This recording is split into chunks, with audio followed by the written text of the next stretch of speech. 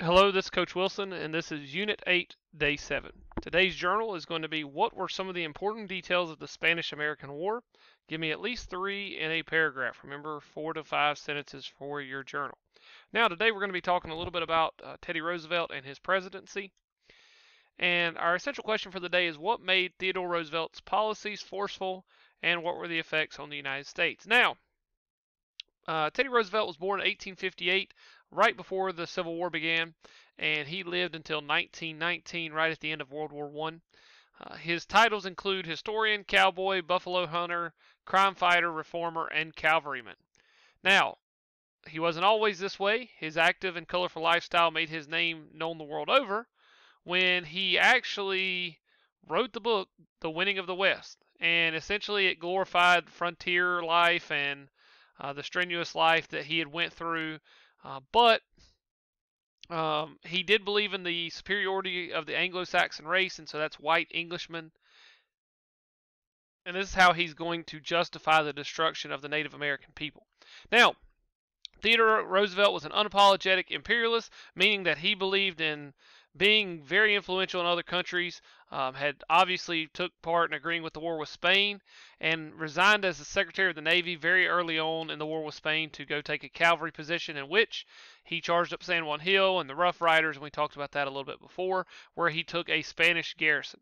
Now, this brought him lasting fame, and then following the war, he's going to win a governorship in New York.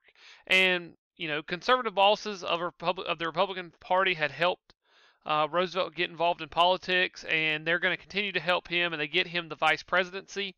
And funny enough, during this time, the vice presidency was still one of those jobs that even though people knew you could become the president, it was kind of like they buried you, and you really didn't have the power or the influence that the vice president may have, somewhat today. But obviously, McKinley dies, and you know the rest. Teddy Roosevelt becomes president, and it didn't work out too well. So the men that actually tried to bury him were Carnegie, Rockefeller, and many others who thought that he would be very against their way of life, as well as they thought that he was going to be a lot like William Jennings Bryan and fight against them, and they were correct. Now, the Panama Canal was one of his biggest projects.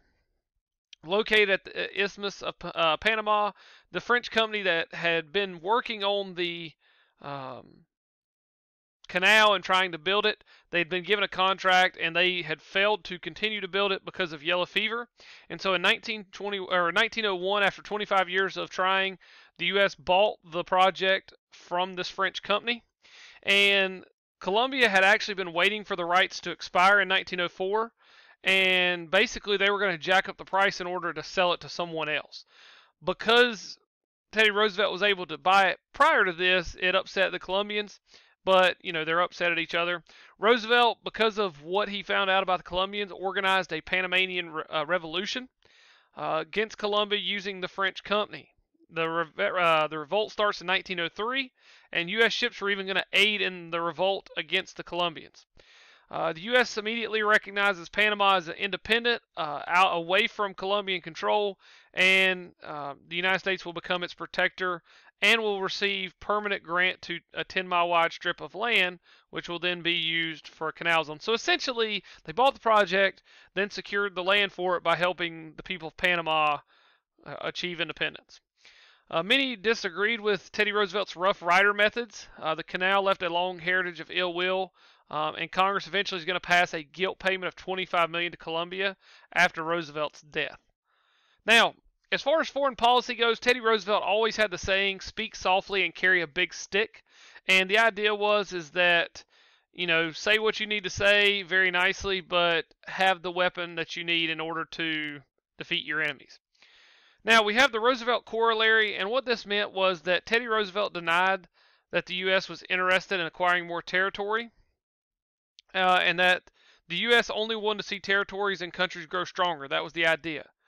But that the U.S. intervened when countries struggled.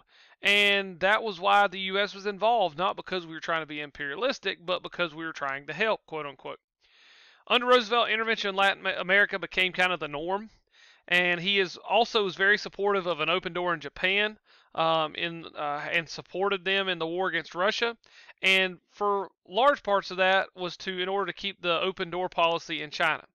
And the idea was try to stop the war before Japan crushes Russia and before they cut off or hurt trade with China. So there's all these things going on that he's trying to work out.